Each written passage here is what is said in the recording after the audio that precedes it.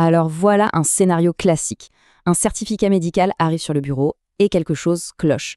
C'est une situation super délicate que beaucoup d'employeurs connaissent bien.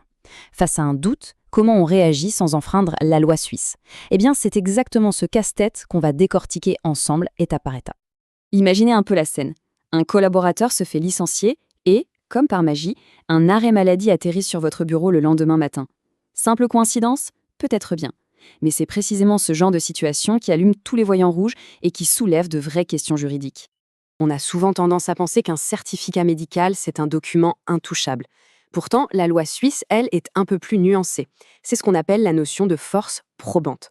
En gros, ce document n'est pas une preuve absolue.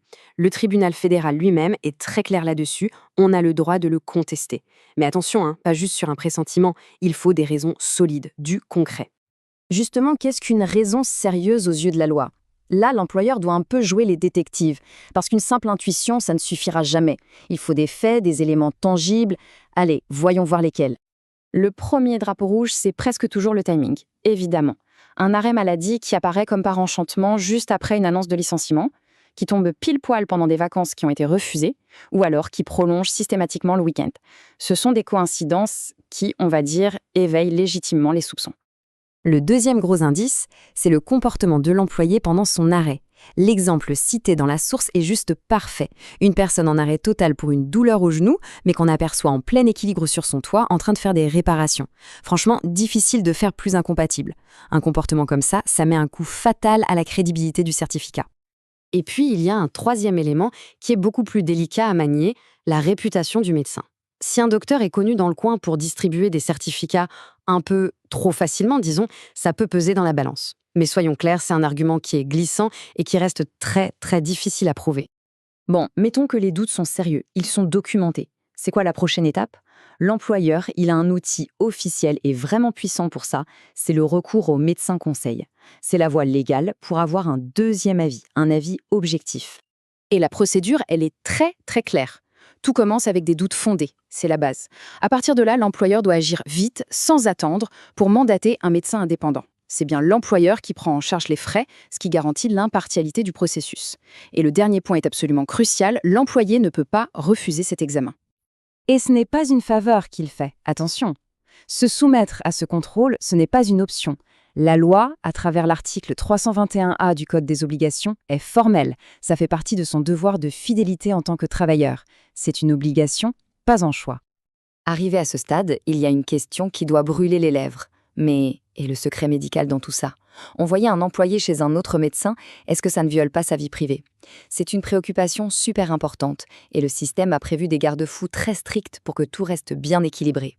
Ce tableau, il résume parfaitement où se situe la frontière. Le médecin conseil est lui aussi tenu au secret médical. Il ne va transmettre à l'employeur que le strict minimum. C'est ce qu'on voit à gauche. Est-ce que l'incapacité est réelle? À quel pourcentage? Est-ce que c'est une maladie ou un accident? Tout le reste, tout ce qui est à droite, le diagnostic précis, les détails du traitement, ça reste absolument confidentiel. Maintenant, parlons un peu des enjeux.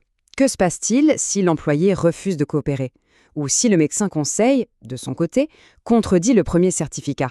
Les conséquences peuvent être lourdes, et ce pour les deux parties. Alors, refuser de se rendre chez le médecin conseil sans une bonne raison, c'est vraiment une très mauvaise stratégie pour l'employé. D'un point de vue juridique, ce refus peut être interprété comme un aveu, tout simplement, comme s'il avouait que son certificat n'était pas justifié. L'employeur peut alors prendre des mesures, par exemple suspendre le versement du salaire. Mais attention, ça ne donne pas non plus tous les droits à l'employeur.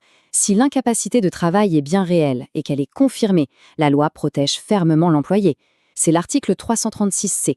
Un licenciement qui est prononcé pendant une période d'incapacité protégée est tout simplement illégal. Il est considéré comme nul. Et la durée de cette protection, elle dépend de l'ancienneté.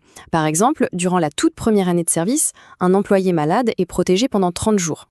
Ensuite, cette protection augmente. Elle passe à 90 jours, de la 2e à la 5e année de contrat. Et enfin, à partir de la 6e année, la protection atteint son maximum de 180 jours. C'est une garantie importante qui évolue avec la fidélité de l'employé à l'entreprise. Et si la fraude est carrément avérée, Alors là, la conséquence est radicale. Fournir un faux certificat, c'est une rupture de confiance totale.